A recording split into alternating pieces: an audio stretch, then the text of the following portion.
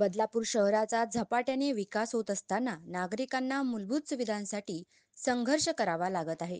शहरात ठिकठिकाणी रस्त्यांची खराब अवस्था, कचऱ्याची विल्हेवाट लावण्यास असमर्थ प्रशासन, विजेच्या वारंवार होणाऱ्या तांत्रिक बिघाडासह अनेक समस्या सतावत आहेत.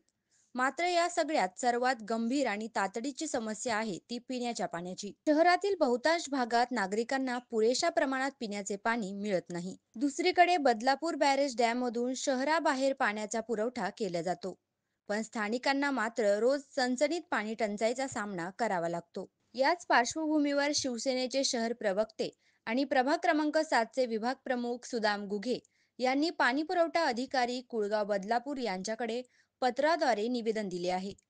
त्यांनी तत्काळ बदलापूर शहरातील पाणी पुरवठा सुरळीत करण्याची मागणी केली असून प्रशासनाने दुर्लक्ष केल्यास पाणी पुरवठा कार्यालयासमोर बेमुदत उपोषण करण्याचा इशाराही दिला आहे. शहराच्या जलसंकटाकडे लक्ष वेधून प्रशासनाने तातडीने ठोस उपाययोजना कराव्यात अशी मागणी गुघेंनी केली असून अन्यथा जनतेच्या आक्रोशाला प्रशासन जबाबदार राहील असा इशाराही त्यांनी दिला आहे.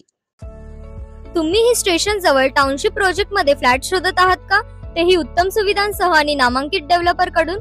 पातकर ग्रुप गांधी चौकाजवळ लॉन्च करत आहेत राम एम्पायर.